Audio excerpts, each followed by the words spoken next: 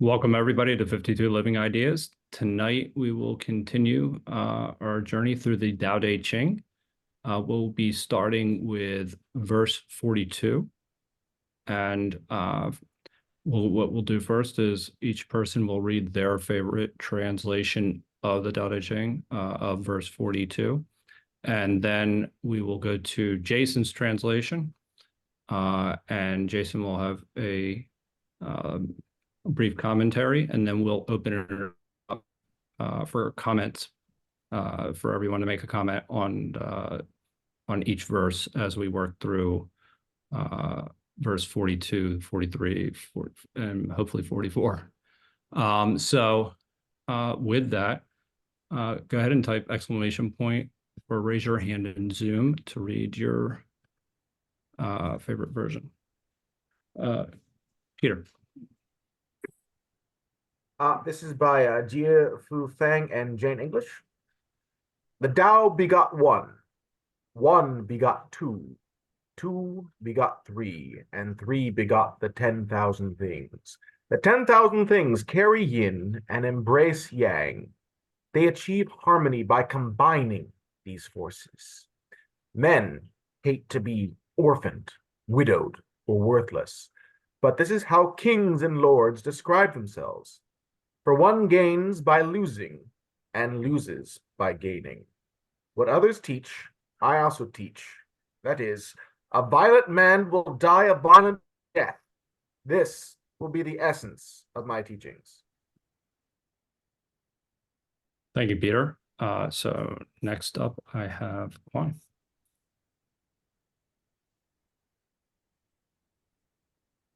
Okay, so translation by Professor Moss Roberts, stanza 42.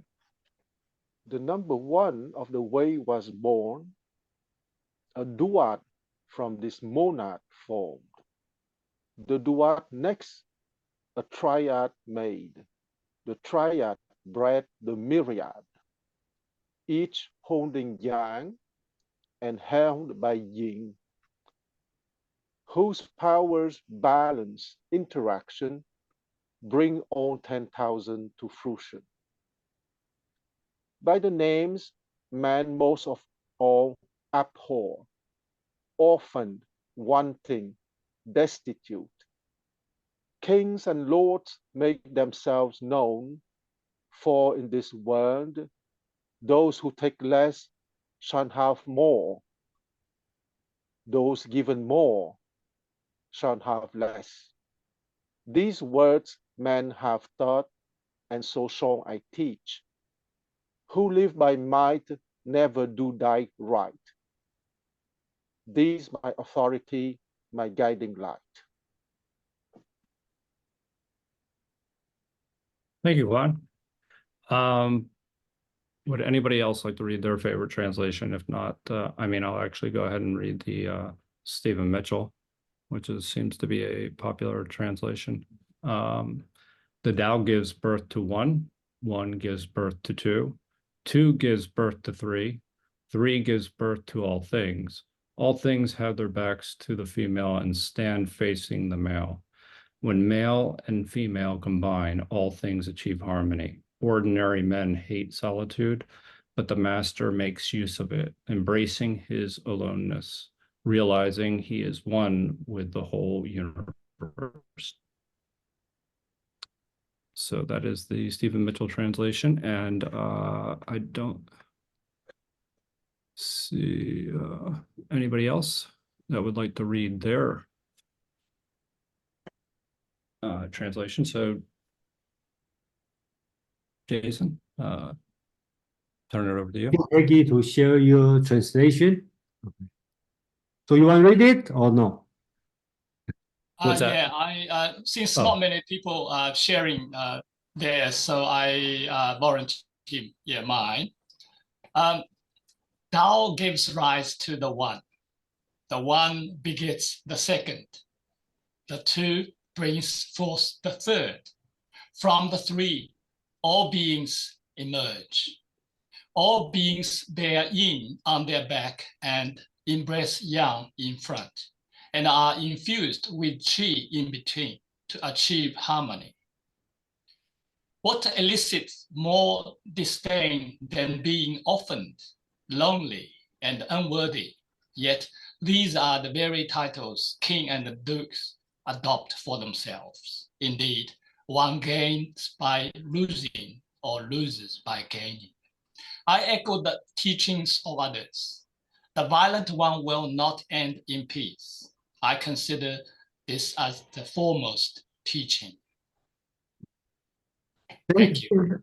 Thank you, Peggy. You know, right now we have Peggy went through almost the same experience as Amang and I went through. So we are here to compare notes. Okay, so I think that's my pleasure to have Peggy here, and eventually we find somebody with same interest, same mind, and put. I don't know. He probably put more effort. I don't know who put more, but we all put a lot of effort and to compare each other here. Okay, I will not use the word competition. That's definitely is not Taoism thinking, but we will compare, and then everybody will see a different kind of translation. And okay, so I'm going to share the Among and I's my translation here.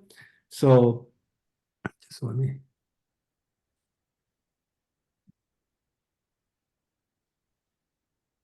So you can see it, right? So, okay. So chapter 42. The Tao produces one. Okay, I put parentheses oneness, okay, because instead of number, or you want to call it monad, unity. Okay. One produces two. I put a parentheses, I assume it's yin and the yang. And the two produces three. And I put a parentheses, heaven, earth, and the people. This one is a little bit far-reaching, I think, because this concept doesn't come out. Well, I'm not sure it's come out during that time or not. But basics, heaven, earth, and the man, this concept is popular during the Han Dynasty, which is 300 years later. Okay, so three produces all things.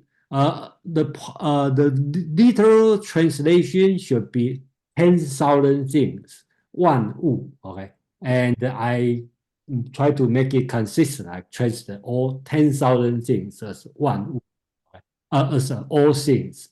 All things back in, embrace yang, and immerse qi in order to achieve harmony. So the words here I use is immerse. I will have more interpretation later about this, more explanation about this word. Here I translate to immerse.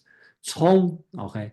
This word actually means a teacup, okay, or wine cup, okay, without handle, the small thing. So if you look at the cup, it's empty inside.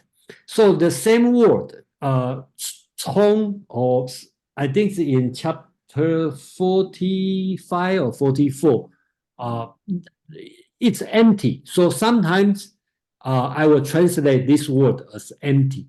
But here, this word is used as a verb. So I think, that's my opinion. I think that means if you think about a cup, it's empty. If you use as a noun or use as an adjective, it's empty. But if you use this word as a verb, that means it's not amplified in English. I think it means make it empty to receive something. So these words become 冲, you can call it a flush, immerse, that means you to receive water. So I think the idea is to think about like yin and the yang, and the kind of like qi, which is like a cup, or they have inside the cup, you can mix together or immerse together to reach harmony. I think that's the concept here. The last two part, I put the part 2 and the part 3. A lot of scholars consider these two are redundant because the part 2 definitely you see it in chapter 39. And the part 3, I think part 3 also show up in other place. I don't remember, but at least it the information, the content doesn't match to the first part. So one scholar, Chen Guying, okay, he in his version he will take out these two part, but since the most popular version still have these two, so I will keep it. So people avoid words like the lonely, the solitude, the incapable. But kings and the duke use this word to refer themselves. If that's the same sentence in chapter 39, okay, here we talk about 孤寡不古, okay, so that's kind of the bad word. 孤 means the orphan. Okay, here I translate as the lonely. 寡 means the widower. Okay, so I translate as the solitude. 不古, that's a strange word. 古 means grand, and I think this word 古, the grain, means growing the grain. So if you cannot grow the grain, Chinese was the farming agricultural state, right? So growing the grain is very important. So if you cannot grow the grain, you means you are not capable. So that's the way the duke or the lord will call themselves, kind of humbly call himself. In chapter 39, use this one as an example as everything high has the growth from lower. But here, it talk about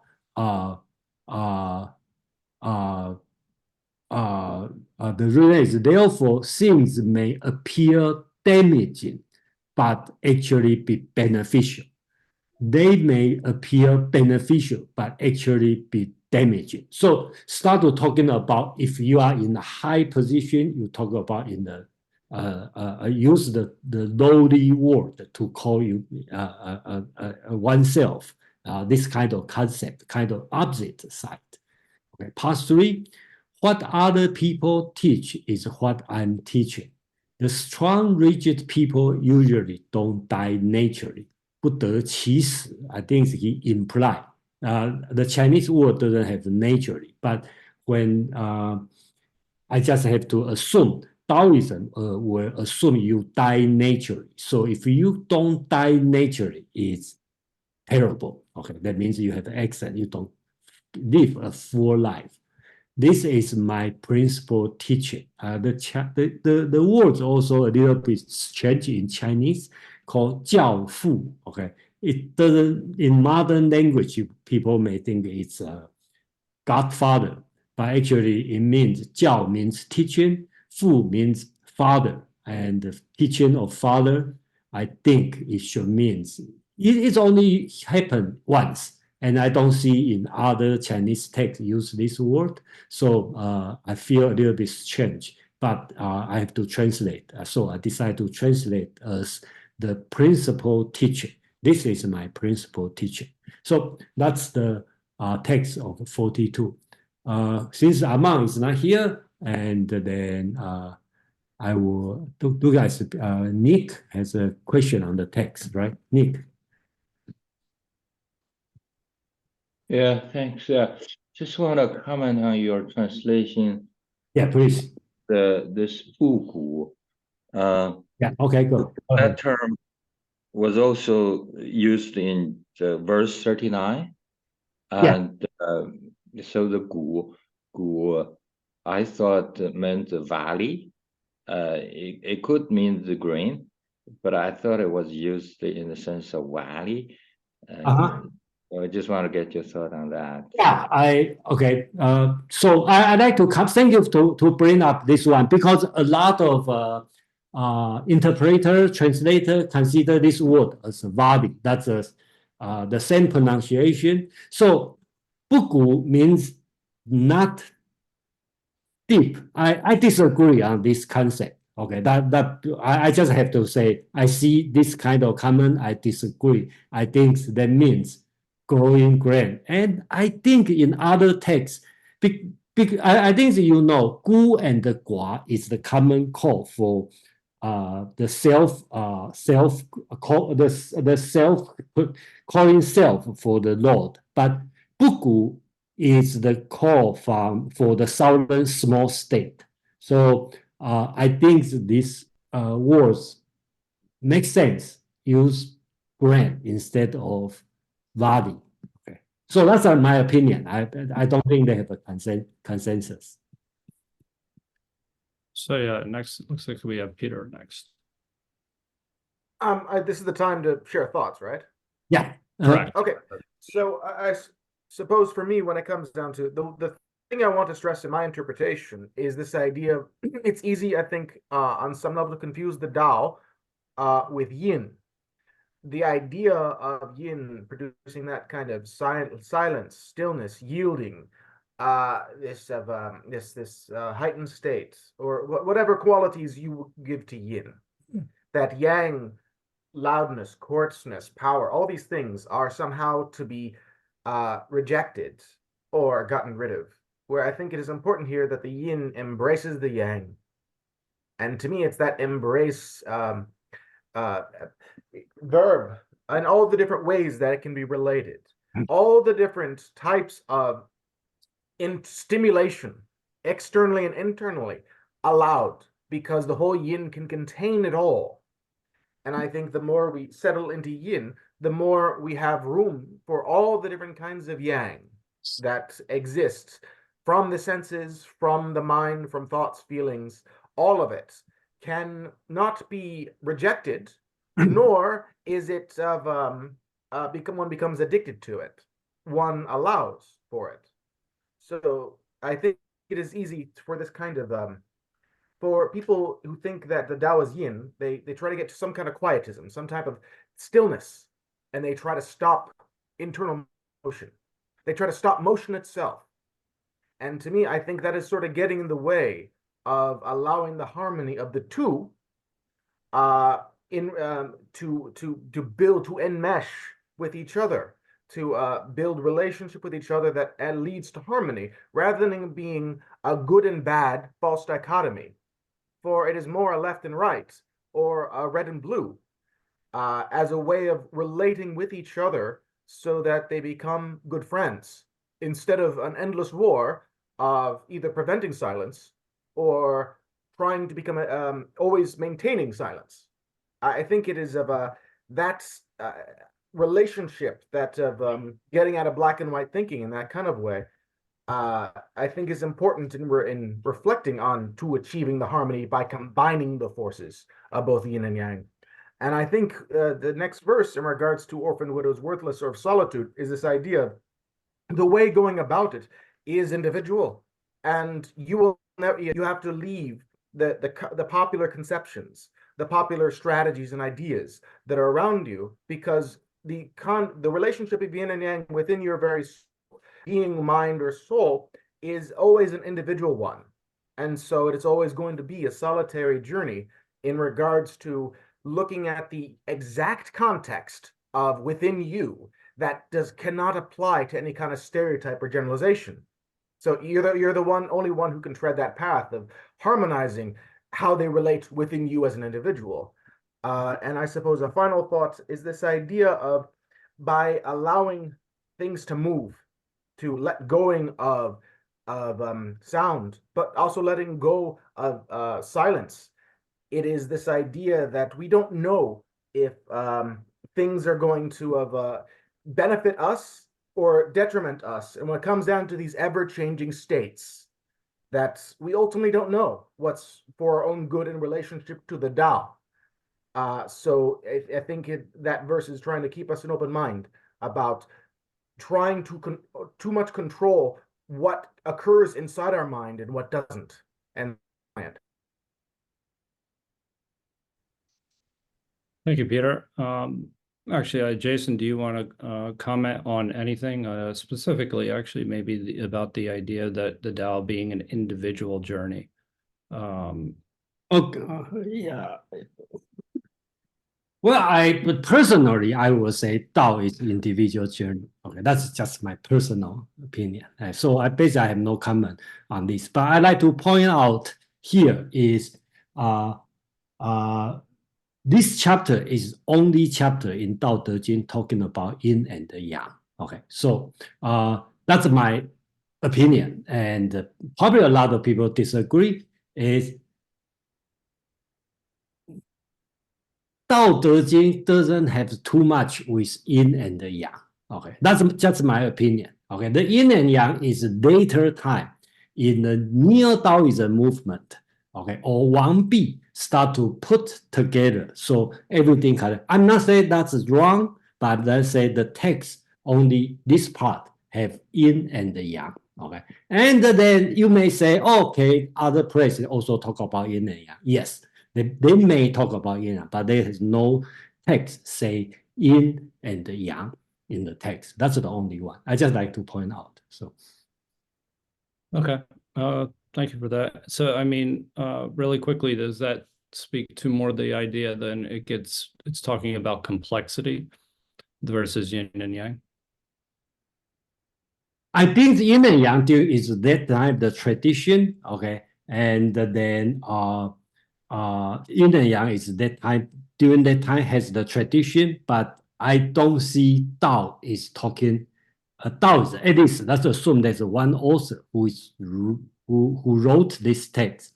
He probably not have too much or too strong the concept of yin and yang here.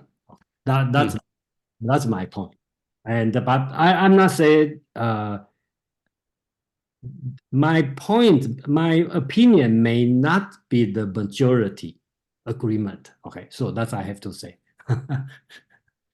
But I still think this way because just like I like to use the example, the Old Testament and New Testament. You can read Old Testament as the foretold Jesus to come, or you just read Old Testament as the Jewish religious text by itself. So I'm taking the later way. I read it as the Tao, Tao Te Ching itself. I try to reject the later interpretation. So Thank you for that. Madeline.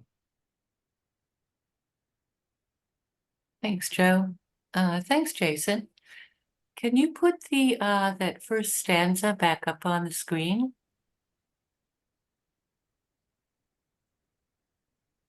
There we go. Yep, that's it. Yeah. So I liked that in the first line, Yeah. you made it so that it wasn't the numeral one, but the idea of oneness. And Yeah. that the Tao is, and I like this stanza in general because the Tao is the unknowable noumena behind the oneness. Okay, and then one produces two produces three. Did you put in the words yin and yang after the word two? The text talk about yin and yang, right? Yeah, I put a parenthesis yin and yang. It doesn't in the text, right? So I put a parenthesis. Okay. Yeah, see, I think if you took out that yin and yang and the heaven, earth, and people, the whole thing is obvious from the final line of the stanza. So in other words, two would be yin and yang, I agree, you know. and the three that are produced would be yin yang and the qi. I'm not going to do further interpretation. Thank you for the suggestion. You know, I probably will this one, you know.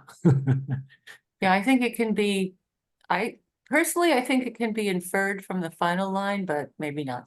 Yeah, I think that depends really is I think the more important, just like in last Saturday, we read Feng Youlan's talking about the spirit of Chinese philosophy.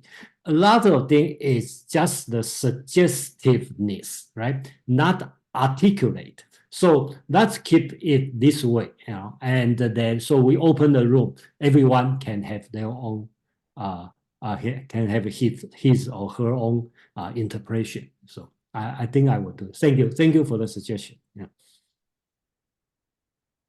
Yeah. David, you're next. Thank you, Madeline. Great, yeah. Very interesting. And that brings up the question of how using sparseness in the text lets it speak in its sort of own voice, and filling it in, it may actually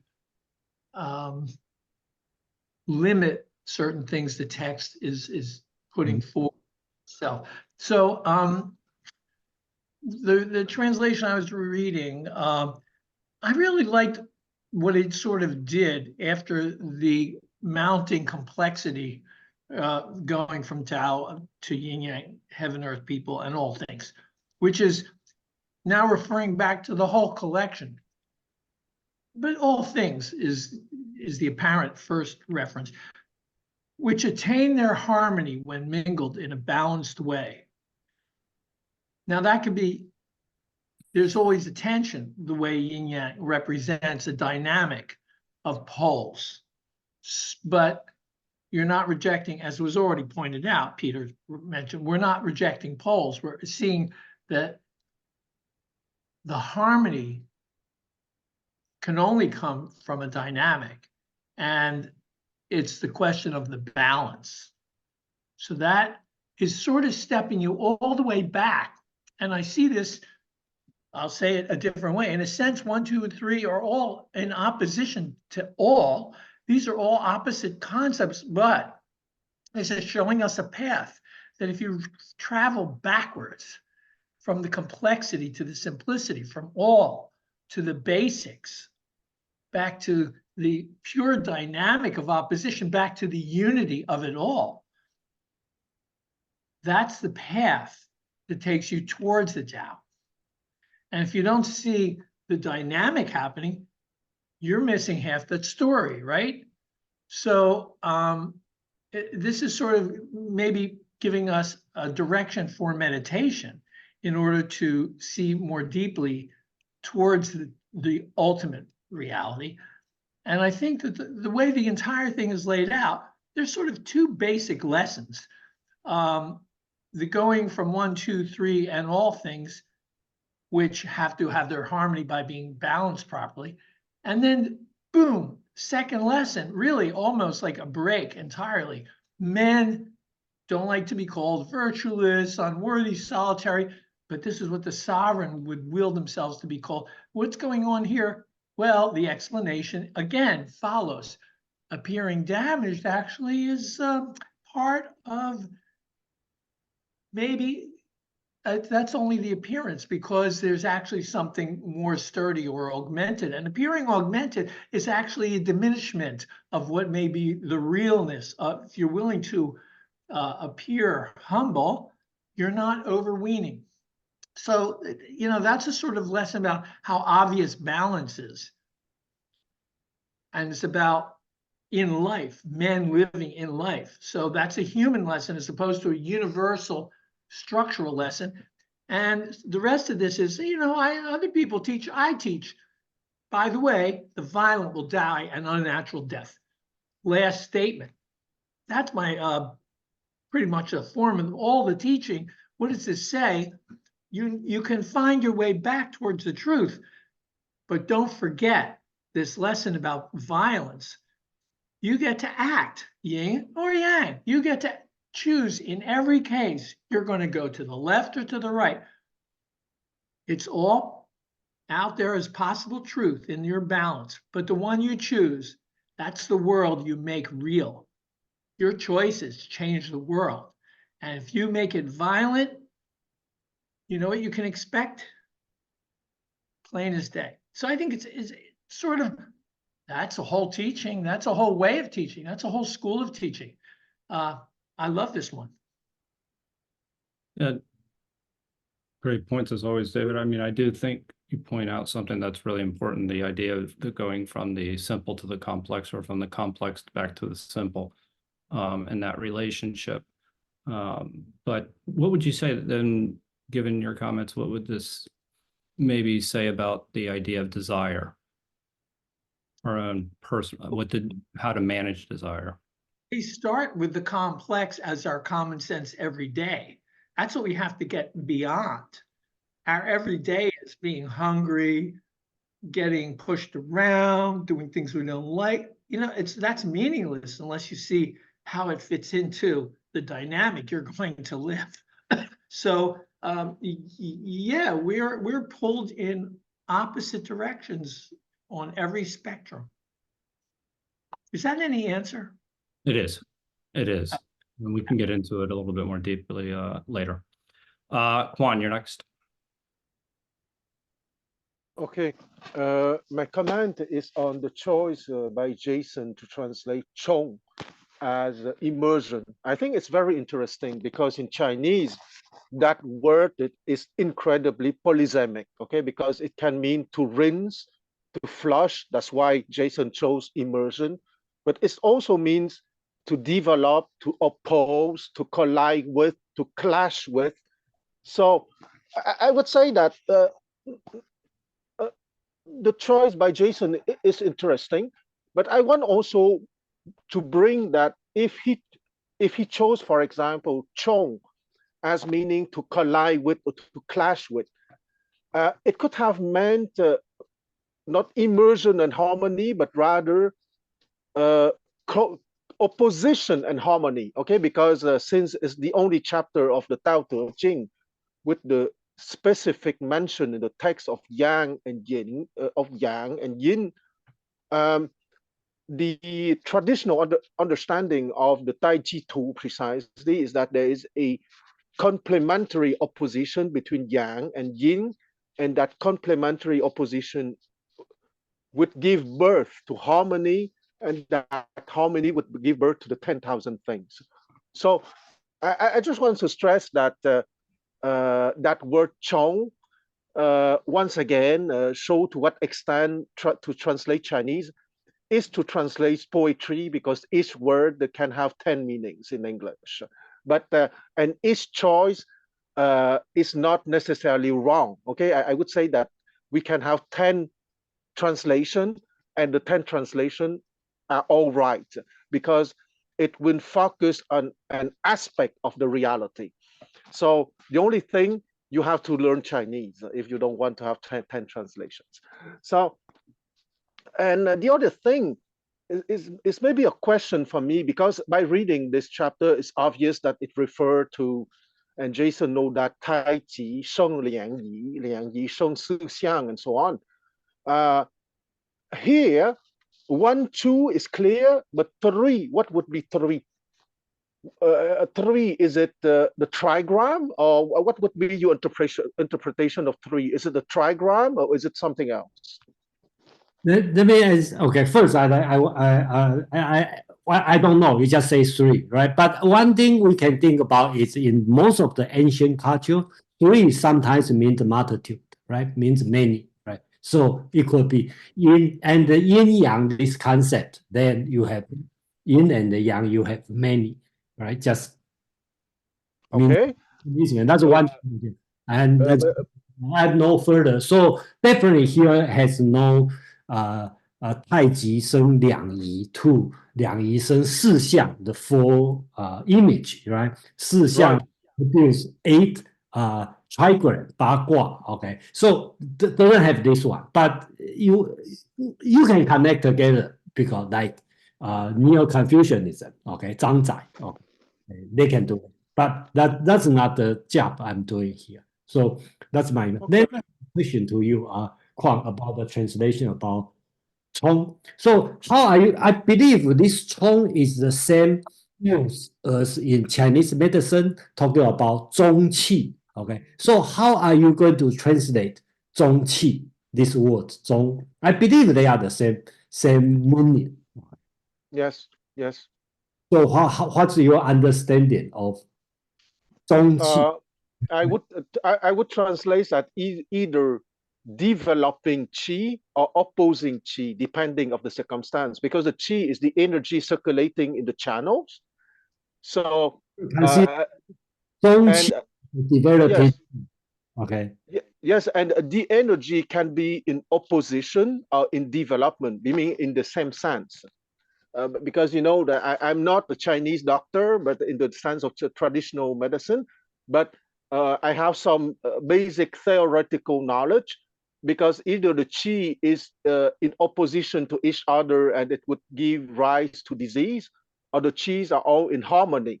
Okay, so one of the possible meaning of chong is developing, meaning developing in the sense in the same direction, or in opposing direction. So once again, the polysemy of Chinese language, you need to have the context to know if it's opposing qi or developing in the same direction qi.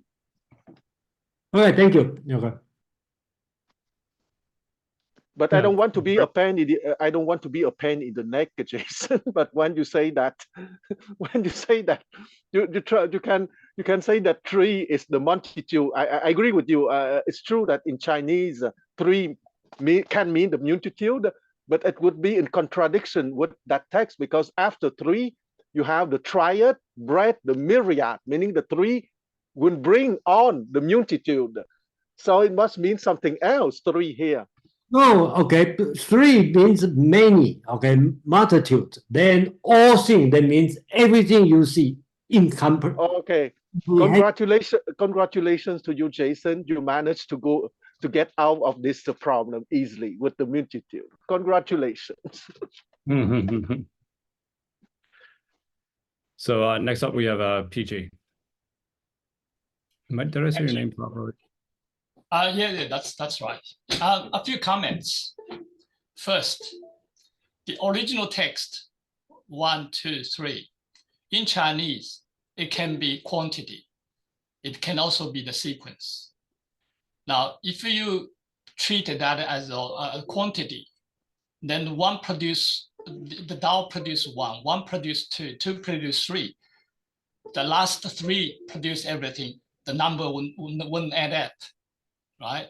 So we will end up to have 6 rather than 3.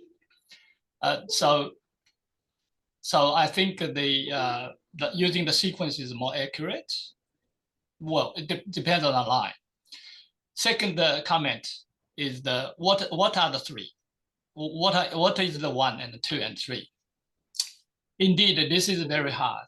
Based on the original text itself, there is no enough information to make anyone to be certain.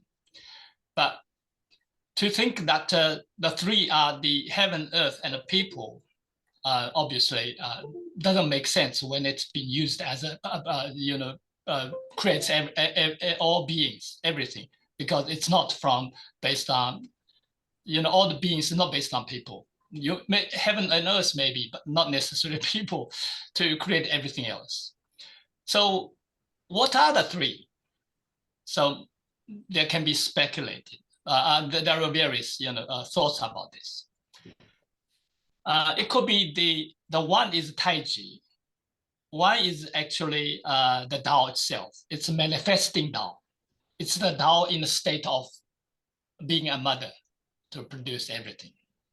Now, the 2nd and 3rd, it can be either yin and yang, or heaven and earth. Now, with that in mind, 3 produces all beings. These 3 can be Tao, heaven, and earth. It can also be Tao, yin, and yang. My preference goes to Tao and yin and yang, because these 3, Tao, yin, and yang, they are not actually individual beings, and yet they existed. All 3 of them existed in every being they created. So we understand now. In this book, indeed, only yin yang has been mentioned only once, and yet, to the same effect, the book mentioned many times, effectively, but not using the same word.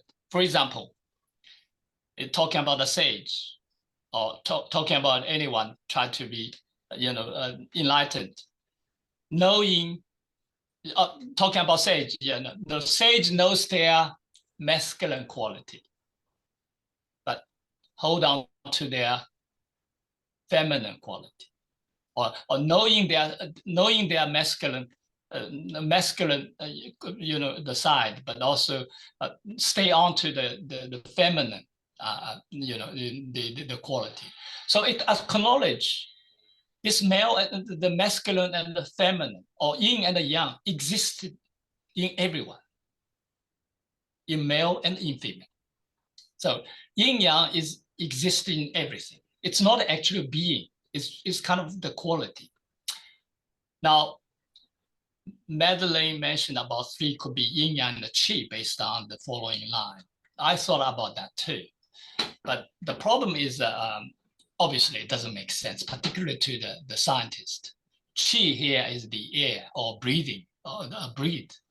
And so it is not something that will create as the element to create the rest of the beings.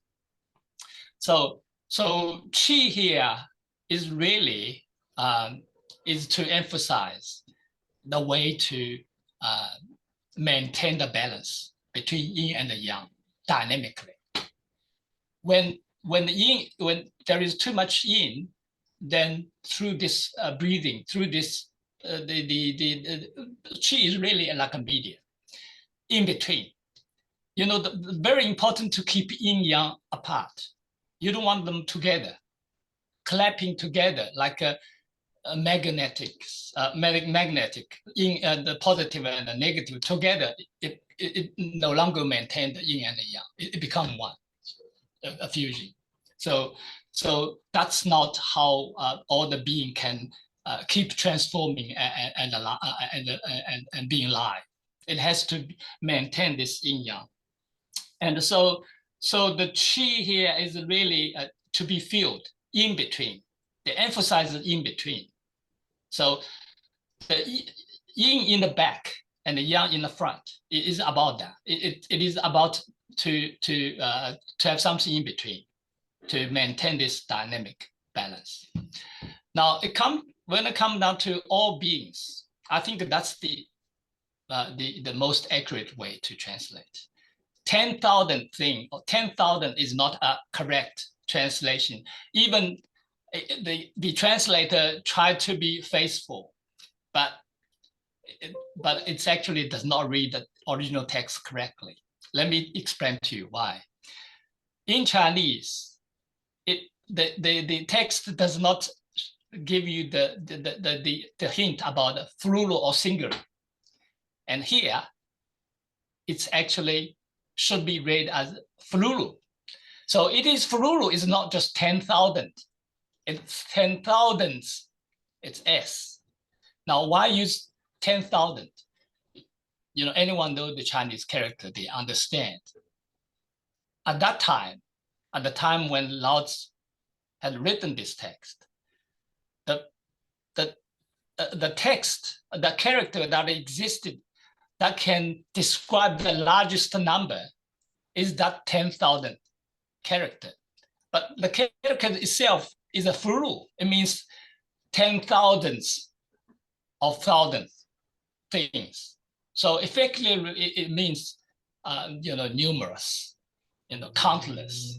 So I think that the all beings is more accurate translation.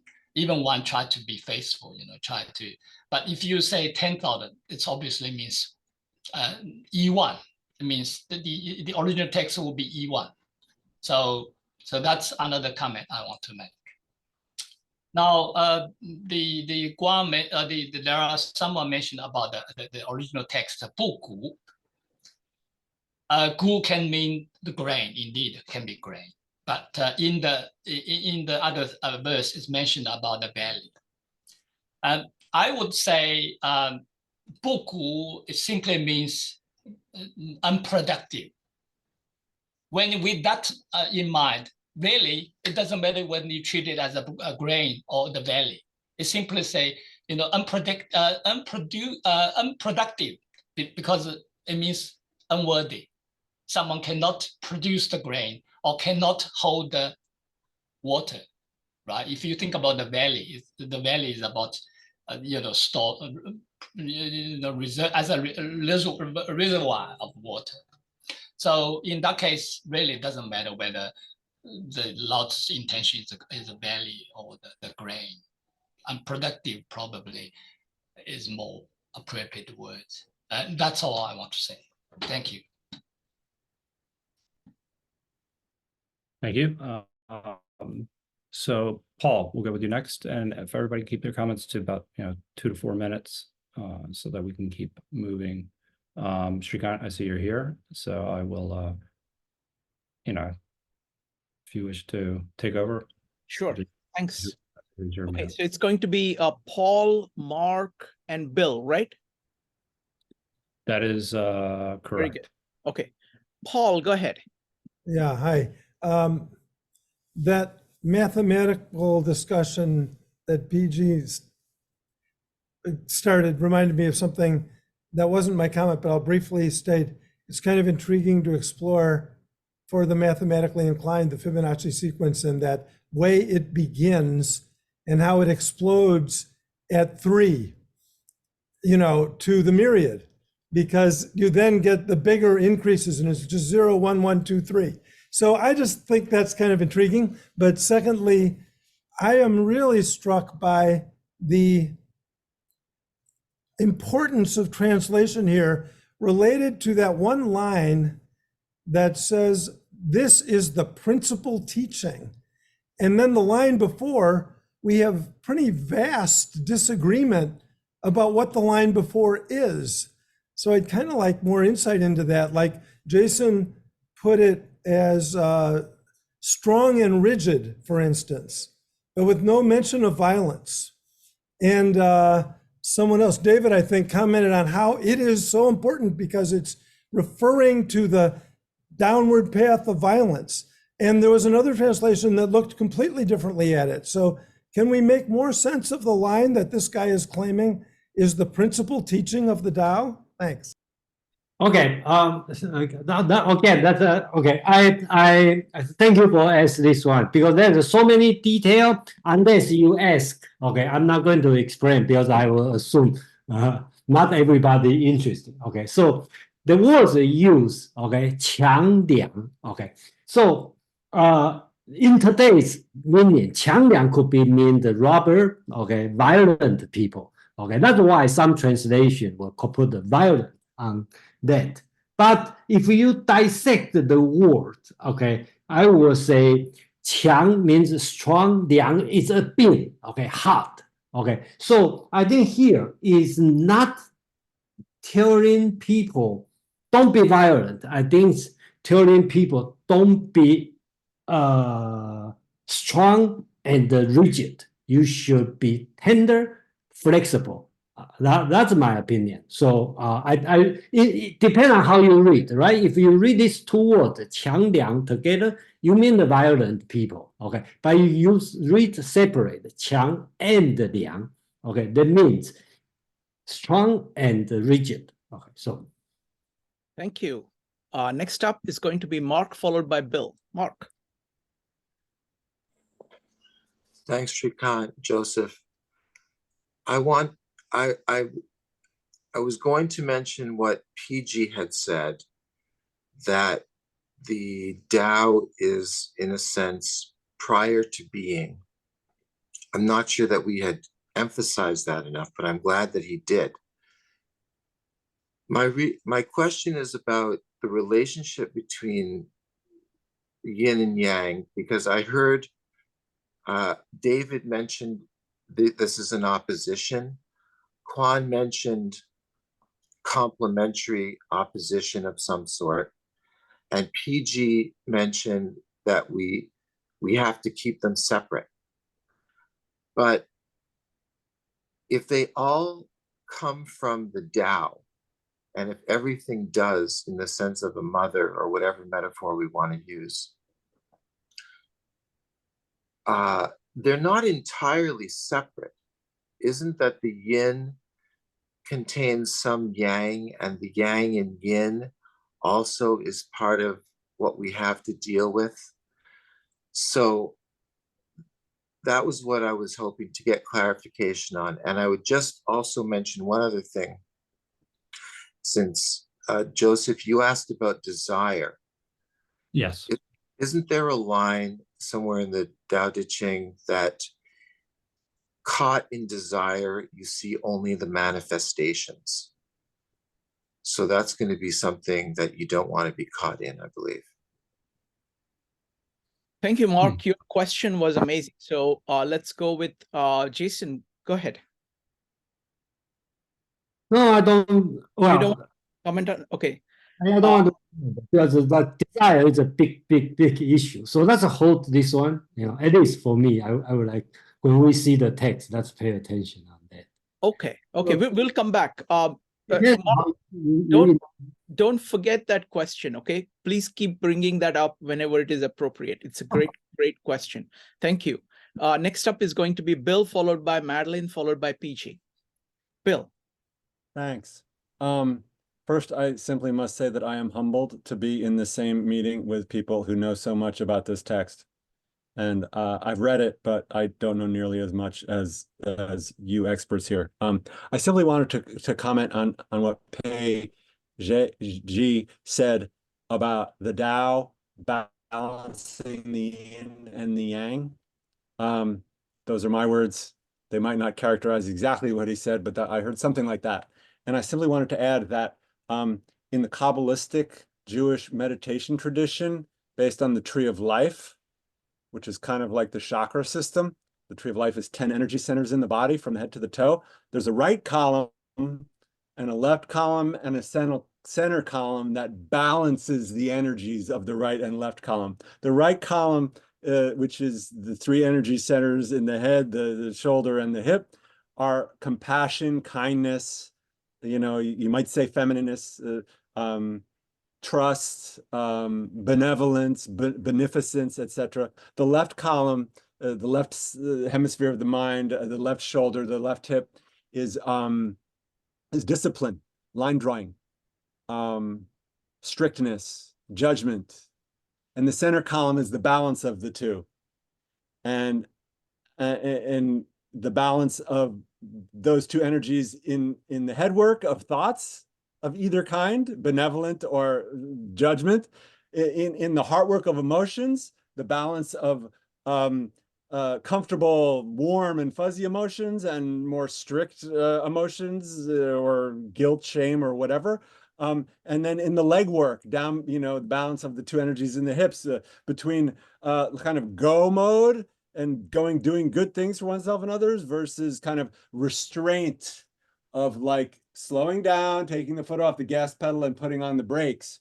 And so this idea that there is a balancing force is present in this system that I'm talking about, as well as the Tao Te Ching. And my point is simply to say, the more different traditions independently of each other settle on the same conclusion about how body energy works, the more likely it is that body energy actually works that way. And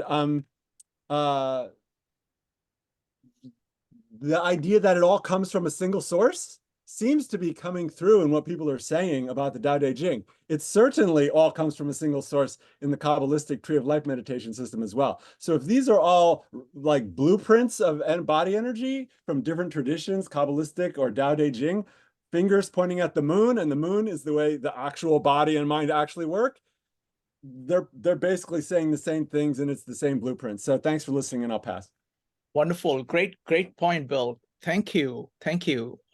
Next up is going to be Madeline, followed by Joe and Nick. Madeline. Right. Thanks, Shrikant. I'll be brief. Jason, can you put the poem back up on the screen again?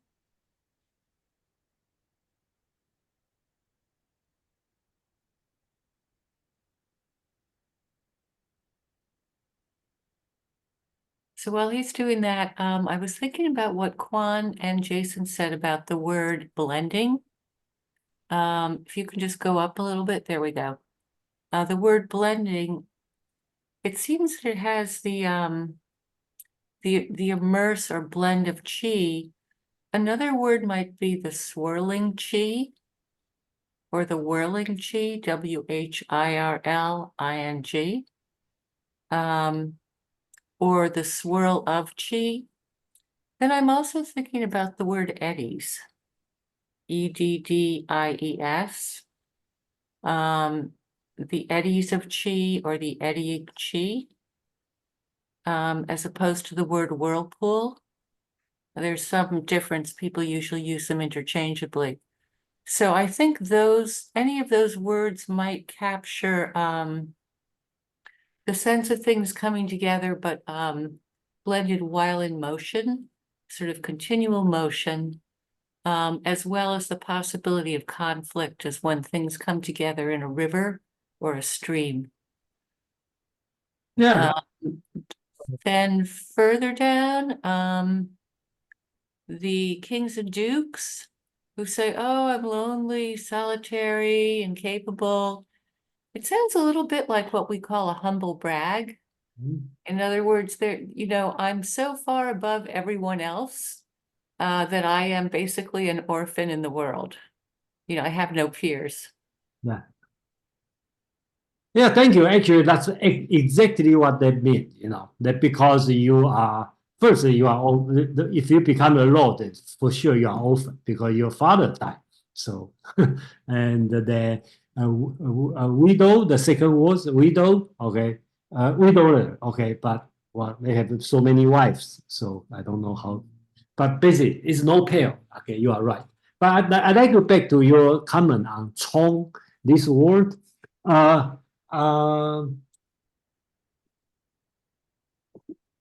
kind of contemplating what Huang said about developing.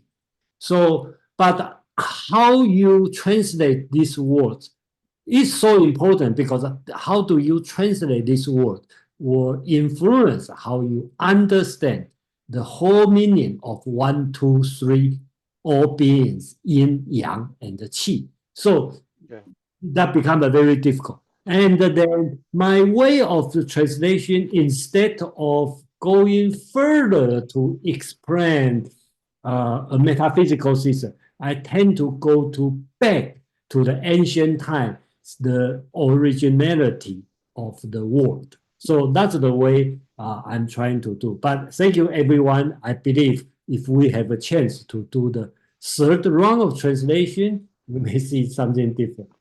Jason, if I may interrupt 2 seconds. Go ahead.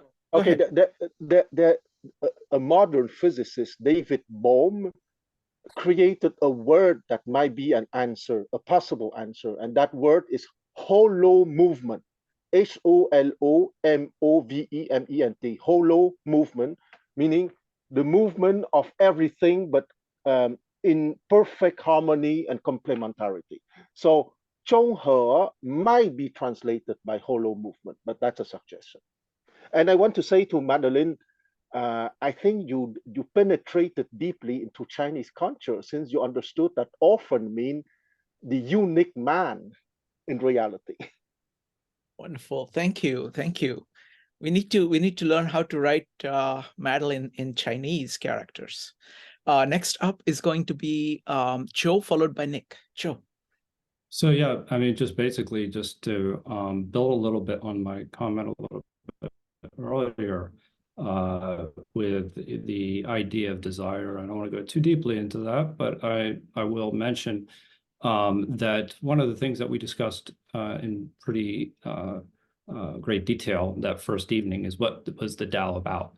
And I think there is this element of humility that exists throughout the Tao. And this humility is essentially protects you against excessive desires.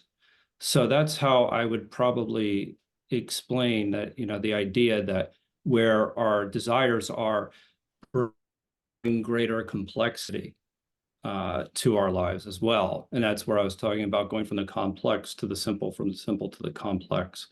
There's another aspect of it I think that's very interesting to explore is the idea of understanding the interconnectedness of all things.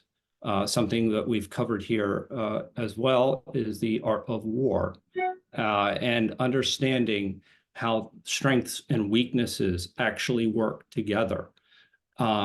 is a very important strategy in the art of war. So it has an understanding of complexity that is actually important as well. And so the last thing I was going to maybe compliment or just comment on was basically, I really do think that actually Bill captured something very important. It was the idea of this idea of qi, where he's talking about maybe just how the energy flows throughout the body, how all those things that he noted so beautifully are actually, it's a life force that is kind of complementing each, it's kind of how the whole, our body, works together with its parts. So he talked about the different levels, the different parts of the body as well. So I think that that's actually a very interesting way, and I appreciated that contribution very much. Thank you. Thank you, Joe. Last comment by Nick, and then we'll go to the next chapter, because we want to always do 2 chapters. We have passed the 1 hour. Jason, you had a comment. Go ahead. Let me comment on Joe's comment first. Because Sringa, you talk about that's an important question about desire. So I'm not going to answer the question. I just want to make it clear, because in Tao Te Ching use the word so-called yu a lot, but a lot of translation translate as desire. But my translation most translate as intention. So desire and intention are different. Okay, so really depend on how you read this Chinese text. So we will see when we face the word. Can I ask you, does intention go against the natural flow of things? Intention, in my understanding, more on purposefulness. Okay, you have some purpose on that. Okay, so that's my understanding. But of course, when we see the text, we can dissect the text, see how we are going to understand the text. I'd like to explore that further. That's interesting. Thank you. Nick, go ahead.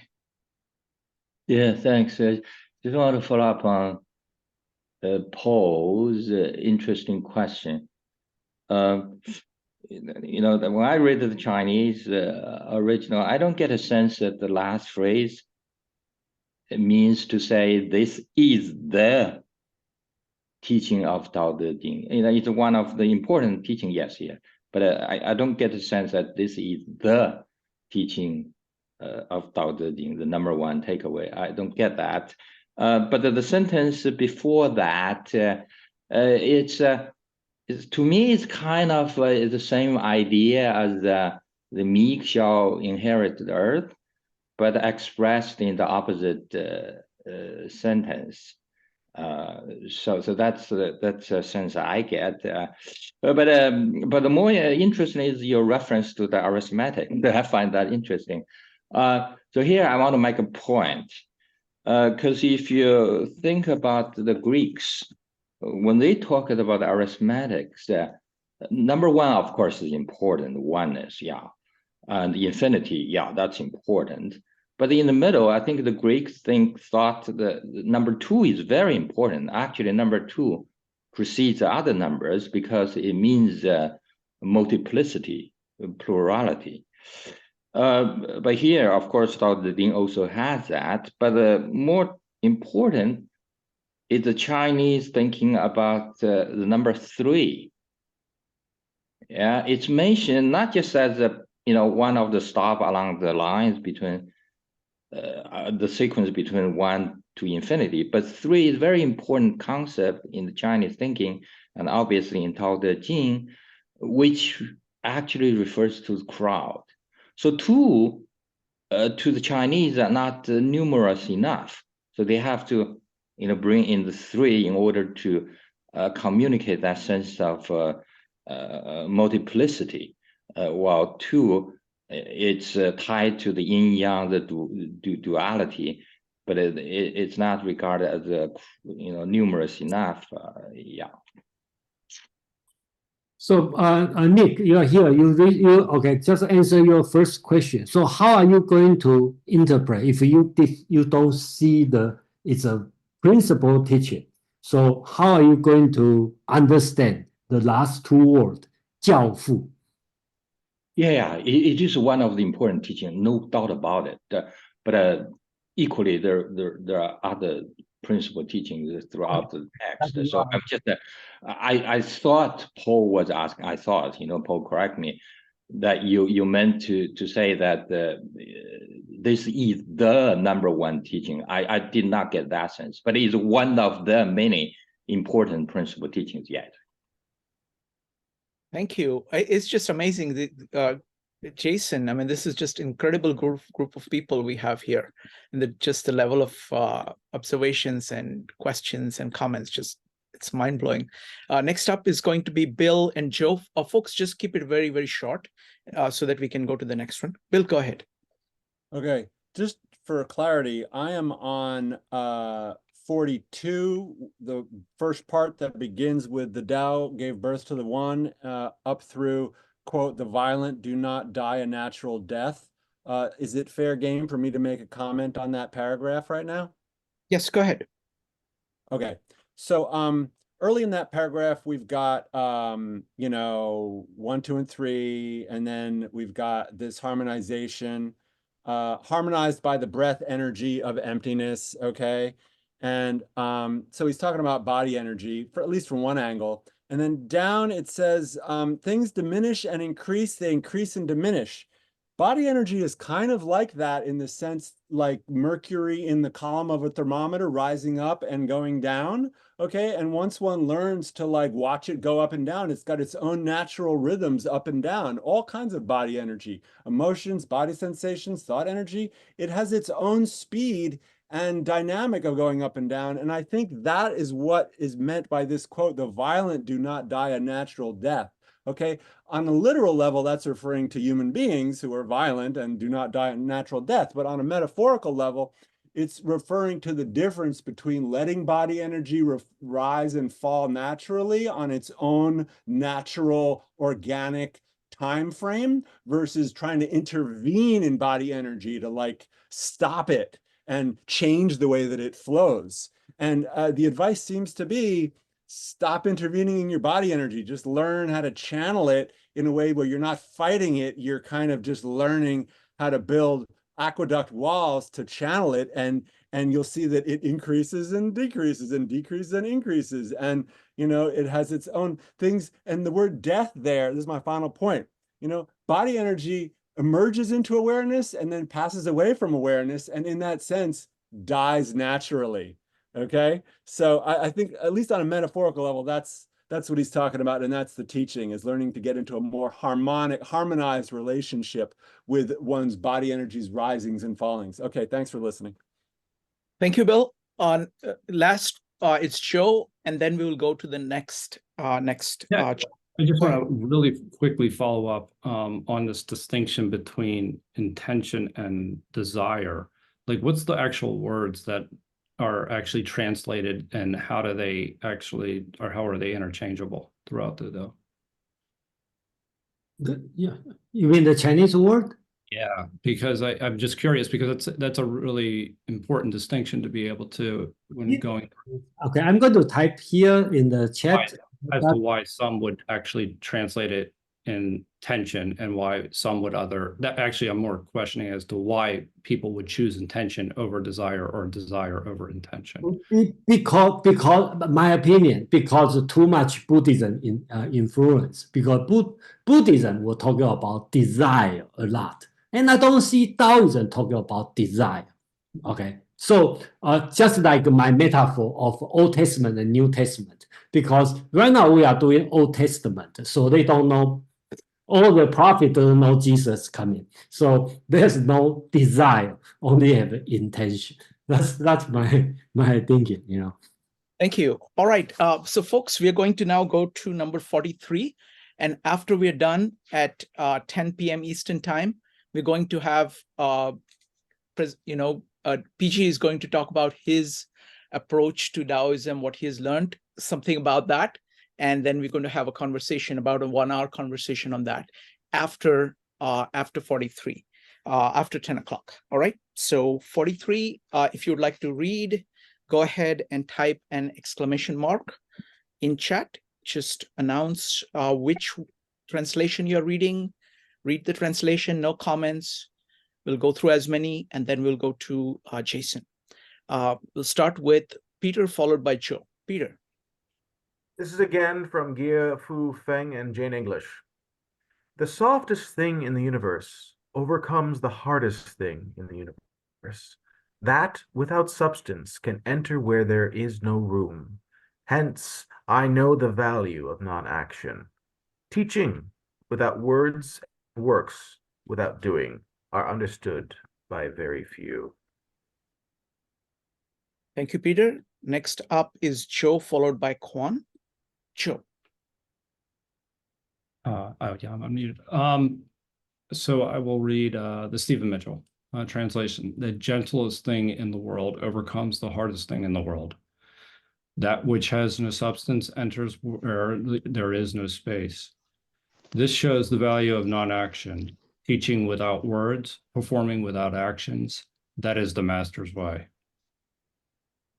Thank you. Next up is Kwan. Translation by Professor Moss Roberts, stanza 43. In this world below the sky, the gentle will outdo the strong, and the non-material are able to enter the impregnable.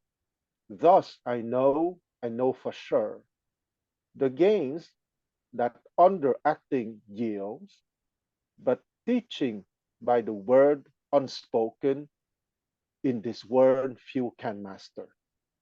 The gains that underacting yields, in this world few realize. Thank you, Kwan. PG, could you go ahead and read your translation?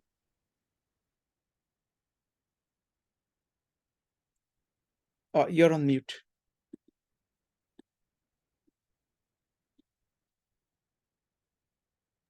Sorry, here it is. The gentlest in the world can overcome the toughest. Non-being can traverse where there is no gap. Through this, I know the value of non-doing. Few things in the world are as advantageous as teaching without words and practicing non-doing. Thank you. Thank you. Jason. Okay, another short paragraph. Okay, so according to the teaching, the shorter of the text, the longer we will spend time to understand. Okay, so I think the text is very simple. Okay, so the world's softest can prevail over the world's hardest. 天下, okay, under the heavens, I translate as the world. I think 天下, the word means different kind of word. I think it means 天下 under the heavens means the political world. And when Laozi talking about heaven and earth, 天地, I also translate as kind of word, but nature, which means the nature world. So we have the two words, right? One is political world, the civil world. Another word is nature world. So I think that I try to keep consistent. The world's softest can prevail over the world hardest, 兼 hardest. Okay, so here the translation is a little bit, the way I do it, I just want to explain a little bit here. I translate it as soft, okay, and in 30, let me see, on 30, okay, chapter 40, okay, I translate it as tenderness. If you see the Chinese word 弱, chapter 40, we talk about 弱. I translate it as tenderness. The meaning, I imply tender as a young, youth, baby, this kind of tenderness, not really weak, because I will say weakness as a kind of sick, associated with sick, okay, sickness. That's my understanding, and that's why I choose this word. I don't expect everybody agree, but that's the way, the logic behind. So 柔 I translate as soft because versus opposite to hard, because soft also imply not the baby or the age, the young, the youth. I think the soft means flexible. Okay, so you are flexible instead of hard, which is rigid. So here it talk about the word soft can prevail over the word hardest.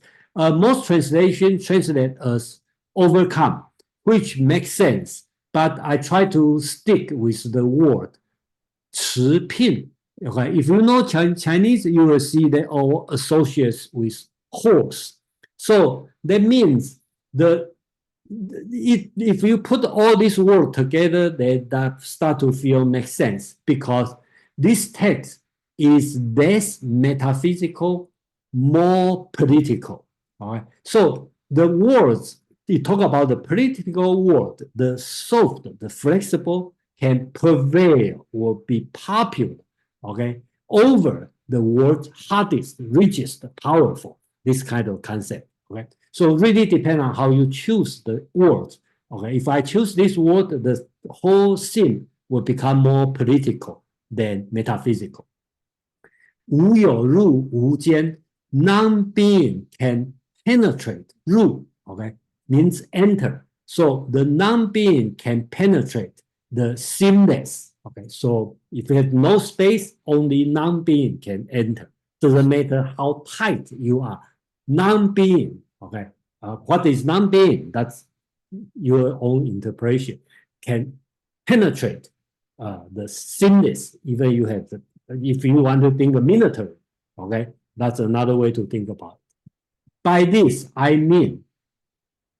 By this, I know the benefit of 无为. Okay, I decide not to translate the 无为 as to any no action, non-action, whatever. I think this word is too high value, just like in Confucius' teaching of 仁, benevolence, or 孝, filial piety. I want to keep this word as the original sound. So you have its own noble state, okay, will not dilute by its facial meaning.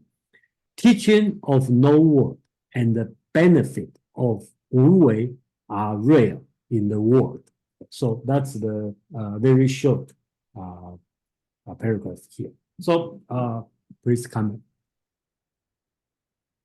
Thank you, Jason. All right, folks. So now comments. We'll start with Peter, followed by Joe. Peter. So to me, when it comes down to about as applicable, when it comes down to softness, a metaphor that I like is I spent many years of studying martial arts and starting off with hard arts and then moving to soft arts. And then I started learning how to play Wei Chi or Go. And it's still the same spirit, at least in my relationship to it. It's just getting more and more refined in relationship towards ability, towards adapting to listening and responding in a way that allows my nerves, ideally, to be able to be so engaged that my nerves then become exquisitely, potentially, hopefully sensitive in order to read and respond on that level. And to me, it is that deeper listening that allows me to then have my answer on that level. And this and goes to a more of a delicate engagement in relationship towards the puzzles that are always in front of me in regards to choice, in regards to action, to figure out what is my harmonious, let's say, relationship to the given moment. And it is from taking that engagement and making it not rigid. Therein lies allows for the natural compulsion for movement to engage, to find a flow that allows the intrinsic power of engagement to find a way to find what is most pleasing, which I think leads to harmony. Wonderful, fantastic comment. Thank you, Peter. Next up is Joe, followed by PJ and Quan. Joe. Yeah, I mean, I think for me, this does get to the idea of gentleness and the idea of knowing when to say something and when not to. And this is kind of the concept of Wu Wei, to the idea is that, you know, when to act and when not to act, and that non-action is just as powerful as action. One of, you know, my favorite sayings is the idea is there's nothing more powerful than the unspoken word. And I find that to be very true. Sometimes we speak when we ought not.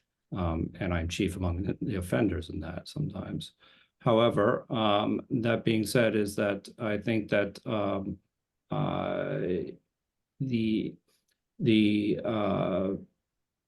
I don't know, the subtleness, the ability to allow things to happen without having to interfere is the best way I can probably put it. This need to actually change the way things are is kind of what this is kind of saying, where this gentleness overcomes this this more, let's just say, yang way of approaching things, this more abrasive way. It's better to be adaptable than not to be. Thank you, Joe. PJ, can you tell me how to pronounce your name again? Pei Qi. I think you know, we used to all sorts of dialect, so any pronunciation is fine. Can you repeat it one more time, please? Pei Qi. Pei Qi. Okay, very good. You see, very good. That's actually not a necessary. That's just to reflect one type of dialect, which is a Mandarin. If I was born in Shanghai, for people like my friends and family, they will call it slightly different. They say Beiji. So never worry about how it's pronounced. Okay. We used to that different dialect. Okay, thank you. Please go on. Yes, this is a short verse, and what I want to brought that attention is the analogy, the second line. Very interesting. The analogy about non-being traverses where there is no gap, or traverses where there is where it is seamless. Now, this is like a figurative language. This sort of analogy is to explain why non-doing or Wu Wei, why the wordless teaching is the best. Imagine, because the everything is interconnected. Everything plays a role in a cause, right? Everything is a cause of effects. So when we, instead of non-doing or Wu Wei, we're actively doing what we think is right. So by selective action, so the end result will neglect something we don't do, leave a gap. So why not using the Wu Wei, the non-doing, which will fill in any gap. There will be no gap left. Similarly, about the teaching, you know, the more words you utter and the more you confuse people, and yet still incomplete.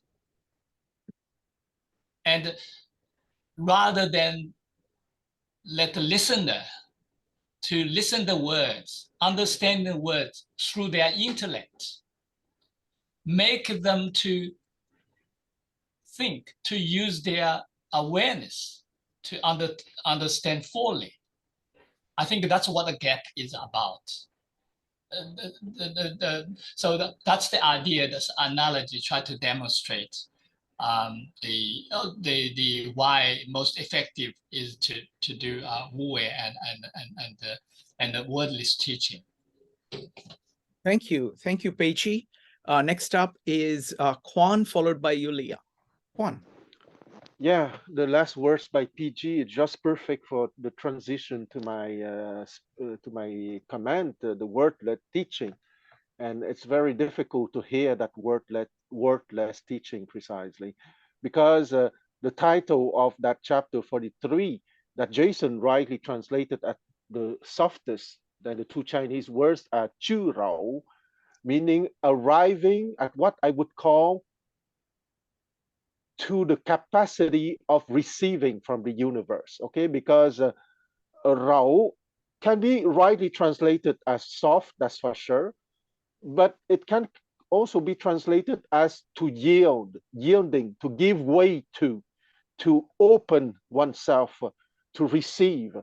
And I would say that here it can be translated. I know that it would be accused of using Buddhist concept, but Chu Rao is to have the beginner's mind precisely. Okay, and having the beginner's mind to be capable to receive the speechless teaching precisely.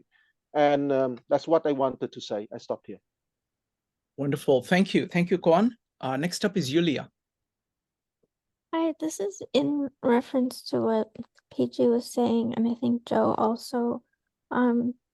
It's a really big thing in pedagogy to cede control sometimes and to leave space for the student to figure something out, as opposed to always be bombarding them with information. It can be very, very difficult to do that, but it's necessary. Well, thank you. All right, Jason, you wanted to comment? No, I think great. No, yeah, and then that's why Tao Te Ching has only have 5,000 characters. So, and then one thing Amang and I were so proud is the translation we make. We try to minimize the English words we use. So make sure there's no more around 5,000 English words. Right, following that same track, you reach the Tao and you have no word, nothing to describe it. So thank you. And I like your comment that, shorter it is, the longer we talk about it. Next up, and we're talking about the Tao. So all this talk is about the Tao. Next up is going to be Bill, followed by Mark. Bill. Thank you. I read this paragraph as talking about states of consciousness. And the only thing I want to say is simply to put on the table the notion of absence, and in particular, the notion of absence of awareness as a way to understand non-being and non-action. So here's what I mean by that.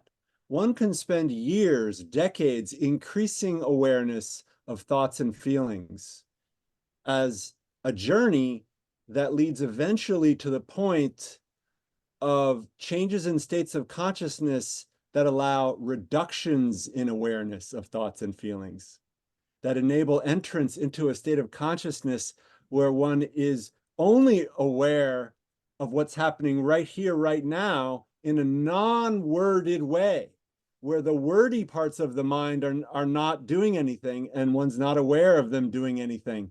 Words are absent, either spoken or thought in the mind. They're absent. Certain kinds of body sensations are absent. Awareness of them is absent. Awareness of certain things in the environment is absent. One has a single pointed focus on what's happening right here, right now. It can be a very soft feeling state of consciousness in the body, but I simply wanted to point out that non-being and non-action can be interpreted through the lens of receding away from awareness of lots of other things that used to crowd the awareness. And I could see how someone would describe this state of consciousness where those things have receded away from awareness, the things that used to crowd awareness, where the state where the things have receded away from awareness. I could see how one would use the word non-being and non-action non-being to describe that state of consciousness. And then if one can bring that state of consciousness into activities like doing the dishes or taking out the trash or whatever, I could see how someone would use the word non-action, because it's really, yeah, I won't go on any further, but absence of awareness is the organizing principle behind what I'm describing here as a way of interpreting this text. So thanks for listening. Thank you, Bill. Next up is Mark, followed by David and Shrikant. Mark. Oh, thanks. I think that Bill anticipated very much part of what I wanted to mention. That was that I had a kind of epiphany, Jason, when you read out your translation, as well as Peiji's translation. I think they both agreed on making the connection between non-being and non-action explicit, because that's not something that I had really thought about before. And so, is there an analogy between the action of Wu Wei and the non-being of the Tao?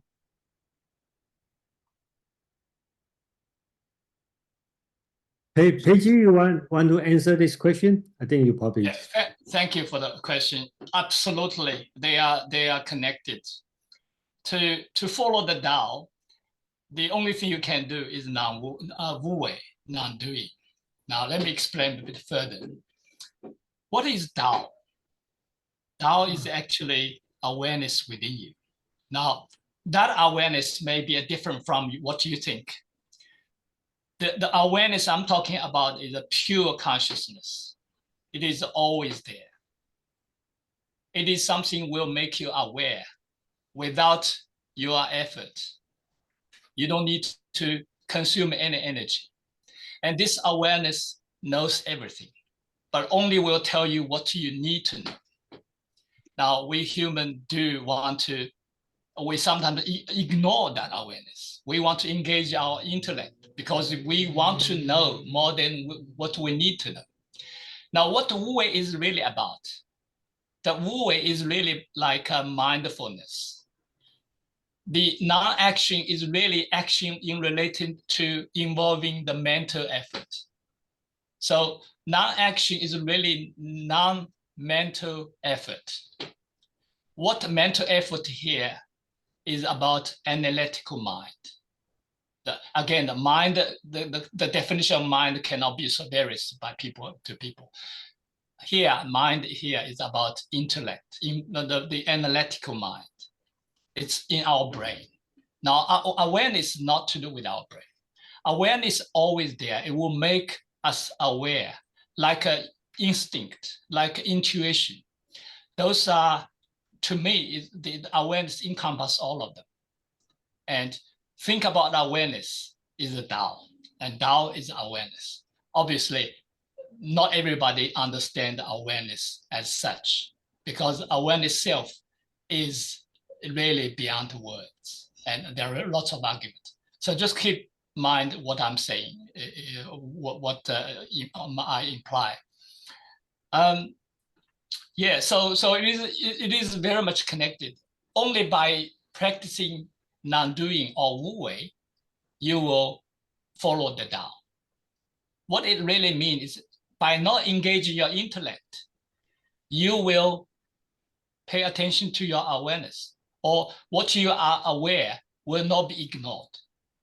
Now, let me give a bit of further, if you mind, or maybe I can talk about later. Yeah, we can talk about it later, Pacey. We'll talk about it later. We'll have plenty of time after this. I want to make sure that everybody gets to put their 2 cents on the table. Next up is going to be David, followed by Shrikant. David.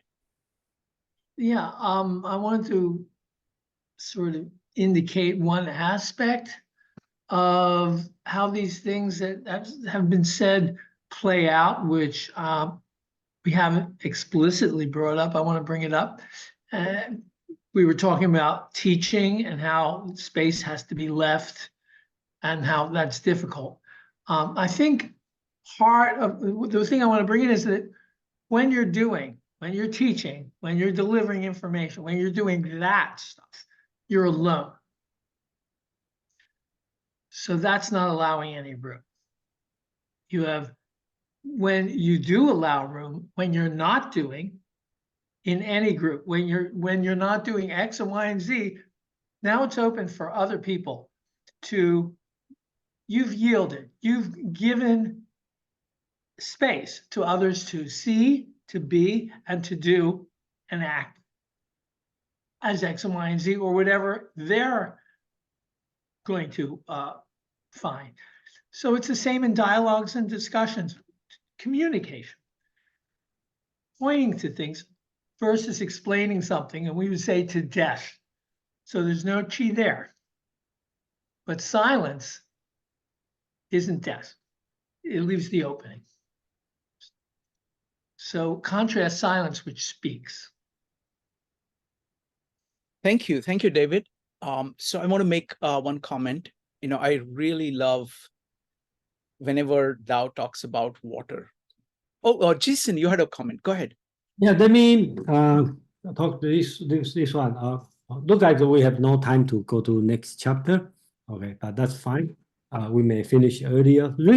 First, I really thank you everyone, and just like so I just want to tell us first. I want to tell a story. I forget the time. Quan probably remember. There's one in the spring and autumn time. There's one lord. Okay, he want to get a steed, a good horse. So he hire a person to commission him to get a good horse.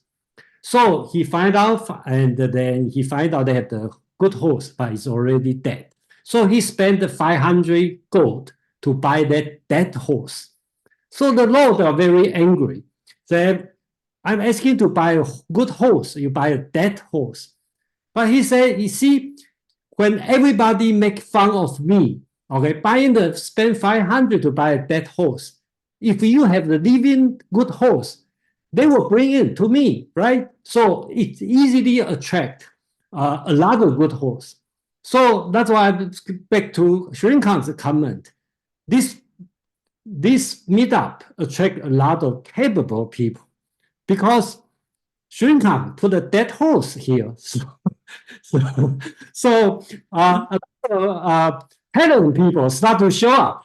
Okay, Jason can do it, so I can do it. So that's bring up, So in the same way, I also benefit a lot because another thing I learned from everybody's comment, and then I really appreciate this opportunity, and I also know a lot of great people here. So and then I also observe the conversation. Look like we have more disagreement, okay, than agreement, but the overall environment is quite peaceful. Okay, so that's also to show everybody practice Tao here.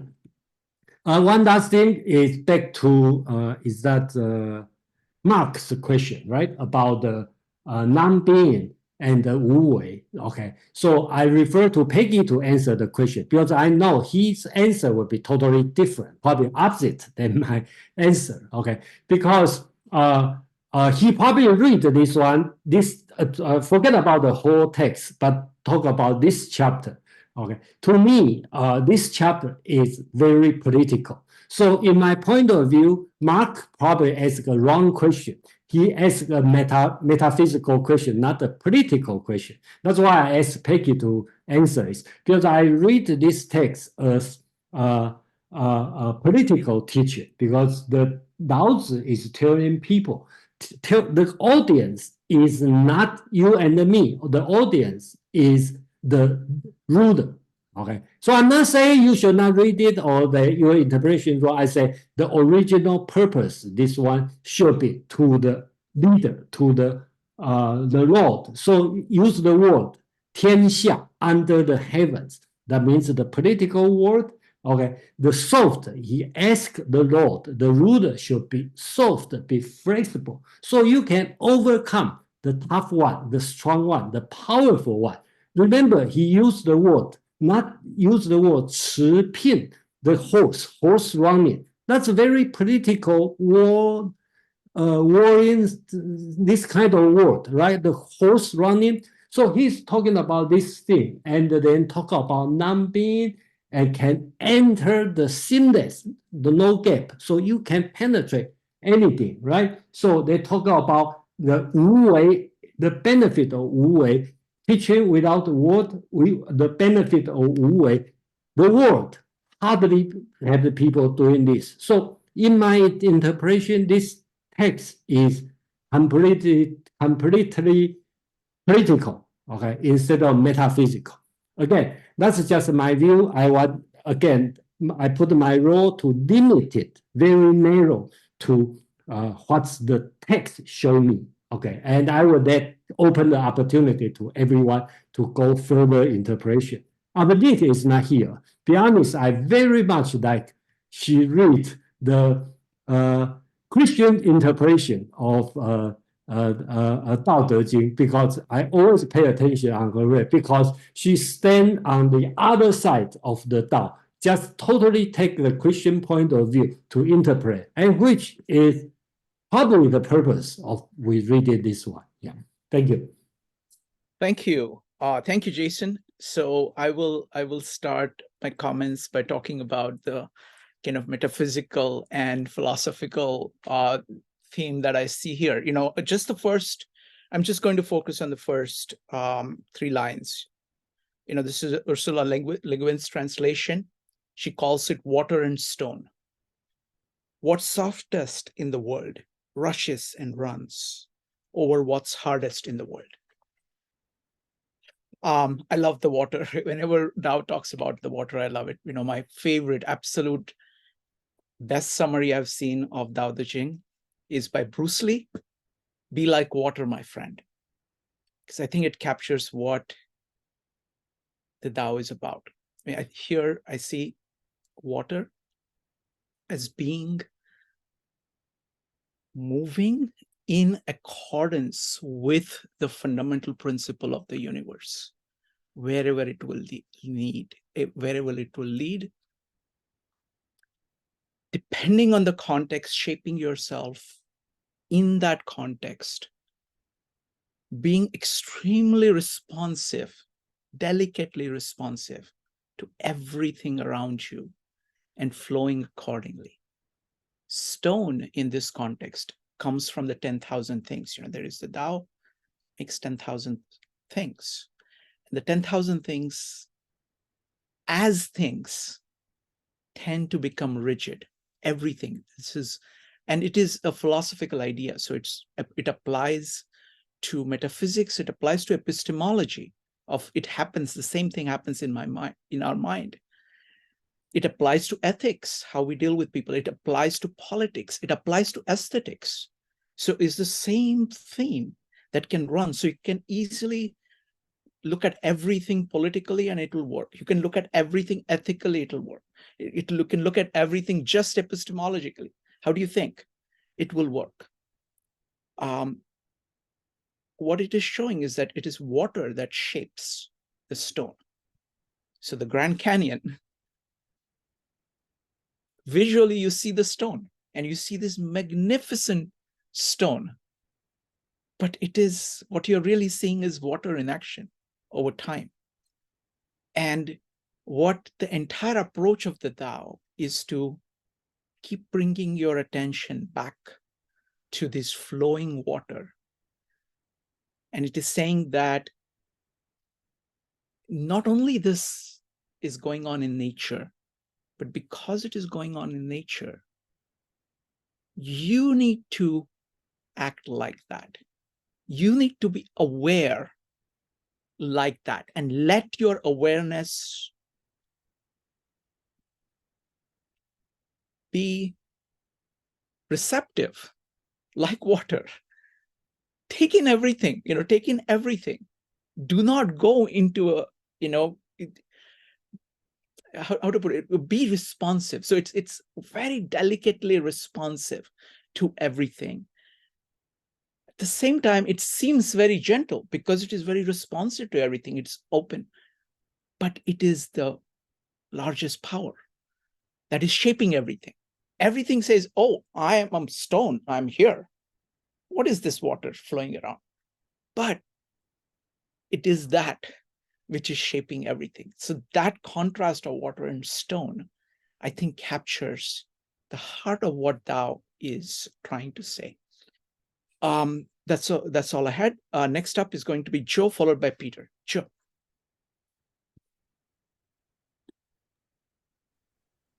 Maybe this is actually something that we could wait till afterwards, but Sure. it's interesting, the idea that the way you explained it is the Tao as being a individual journey. And I guess this is so this comes back to something that I was kind of trying to ask last week, is that if the Tao is an individual journey, then how does that it's this idea that you're becoming aware and you're going with the flow. And how does this impact how we actually, what words we use with the Tao? In other words, the translations themselves. So if it comes back to this idea of Ursula Le Guin that you used last week, that she had been grown up on her father's lap and had gotten to know Chinese culture, not necessarily known any Chinese at all, but yet she has created one of these, one of your favorite translations. So I guess the idea here is that I'm asking is, how does this directly relate to, the idea that there is a right and wrong way to translate the Tao? All right, so just very quick comments. Tao is not about an individual journey. Tao is about reality itself, and it is inviting you to listen to reality and choose to flow like that on your own. That's what it is doing. So it starts with a metaphysical position, and there is a epistemology that follows from it. So therefore, have ideas in a certain way. Therefore, have your, the direction of your movement that way. And in terms of how it applies to translation, that's a very, very complicated thing. So I'm just going to leave it aside. So just a minor clarification. Next up is going to be Peter, followed by Kwan. Peter. In relationship to the Tao Te Ching being political, this idea of what is the shape, the water, what kind of container water through. Therein lies this idea of the shape of society, the shape of the mind, the shape of what is the virtue, what is the shape that the water should go through. And every culture has a different idea about what organization is best or more harmonious based on what they are trying to describe, their own values of virtue, of what is the utopian way of relating to self, relating to other, relating to reality, defining yin and yang according to the music they like, according to the relationship they view as being the most harmonious. Now, there's correlations, there's different schools, but in general it involves refinement of exploring the relationship of shape. That sense flow is intrinsically natural as a compulsion of existence. Things just it happens whether we want it to or not. So our will, what we intend or not, is fundamentally irrelevant to the flow. It doesn't matter what we do or not do, the flow will occur. So therein lies a lot of, say, yoga and Tai Chi, for example, are taking different shapes, of refined shapes, to explore how that flow can respond and act through those shapes that the secular world may not be able to represent. So we go into mudras of body, shape, and mind in order to experiment with how not only that the sort of the shapes that society gives us, the shapes that our parents gives us, the shape that our genetics gives us, can change, and that none of them are permanent. Only the flow is permanent. And so we do spiritual practices to explore dropping certain shapes and picking up others, not permanently. No, it's just about exploring the idea that the malleability, the fluidity of shape, to see that the stone really isn't stone at all. It's still just water because it's all impermanent. It's all part of the flow no matter what you do. But in the meantime, we try to move towards day. We try to move towards our idea or our inspiration or what we believe is beauty in regards to the shape of mind, the shape of body, the shape of life that appears more harmonious than otherwise. And so as we're going towards that, we hopefully realize more that the perfection trying to be perfect allows for that relaxation, that the mind can relax, the body can relax. There's no need to maintain shape, any shape. The Tao is intrinsically harmonious. Wonderfully put. Thank you. Thank you, Peter. And I really like Joe's question about translation. So if we have time, we'll come back to that. But Quan first.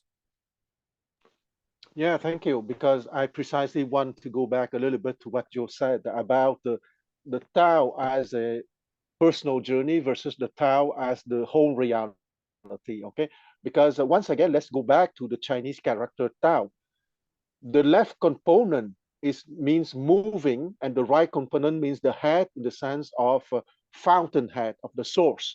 So the two components together means time and timelessness. Okay, time and timelessness together means the whole reality.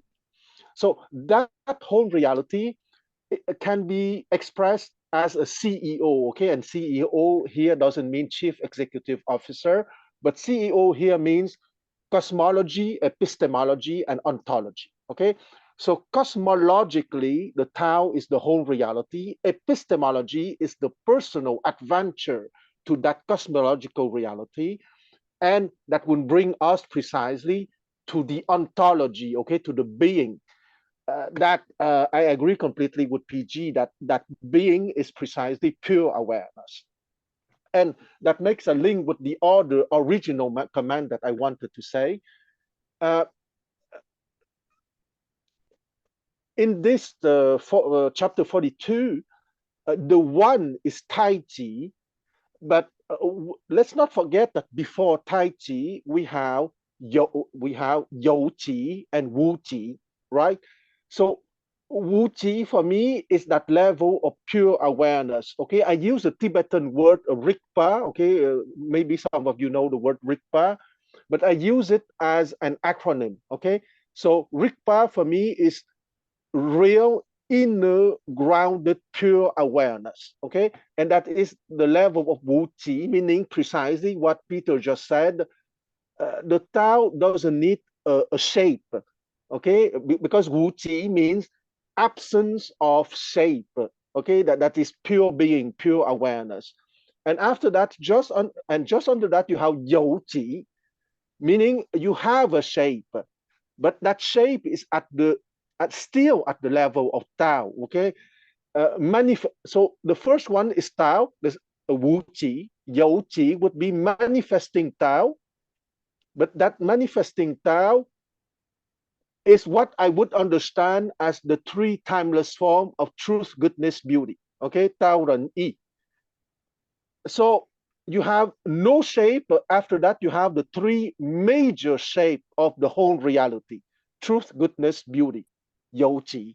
And after that you have Tai Chi, okay, meaning the one of chapter 42. Okay, and that one, if I read the translation again by Professor Moss Roberts, the number one of the way was born, a duad from this monad form, the duad next a triad made, the triad bred the myriad, meaning the all things, each holding yang and held by yin, whose powers balance interaction, brings on 10,000 to fruition. So, and I coin I have a certain proclivity to coin acronym. So Tai Chi in English, I would call it Debi. Okay, Debi means for me dynamic, eternal being booming in entelechy. Okay, entelechy is Greek word meaning manifesting in phenomenal reality. So I would say that that's what I wanted to say, meaning that I wanted to bring the distinction between Wu Chi, Yo Chi, and Tai Chi. And in this chapter 42, the author wanted to expand from Tai Chi, but let's not forget that before Tai Chi, you have Yo Chi and Wu Chi. And I stop here. Juan, one thing you said, can I just ask, you were talking about C, E, and O. I got the epistemology, ontology, the cosmology.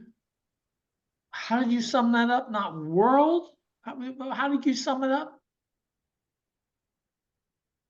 the cosmology? Quan, do you hear? Yeah. Yes. I did not hear you for the last 5 seconds, but I think I understood your question is about more how I understand that as cosmology. Yeah. Okay. Well, cosmology is what is the whole reality. And if you look at the character Tao, you have on the left side time and the right side timelessness. What is time and timelessness together? It's the whole reality, the cosmos. But because you know that the word cosmos in Greek doesn't mean the physical universe, okay? The word cosmos in Greek means God's plan, okay? The whole reality from the unmanifest to the manifest. So it is obviously that the first meaning of time and timelessness together is the cosmos in the meaning of God's plan. Thank you. All right. So there are just too many things. If Jason is not here, I want to bring up Joe. Let's bring up the question of translation. The question I would formulate it as, if Lao Tzu were to give you advice about how to translate Tao Te Ching, what would he say? How should you translate Tao Te Ching? So that's the question. Let's keep it in our back pocket. I would like Jason and Amon to be there to chime in on that as well. So we'll go with that. So what I want to do, there is one question that is really burning in my mind, which again I'm tabling for now, and that is the question of 1, 2, and 3. Okay, that's a very deep question. So I'm going to start with now we're going to move into the second part of the meetup, and this is going to be a regular feature.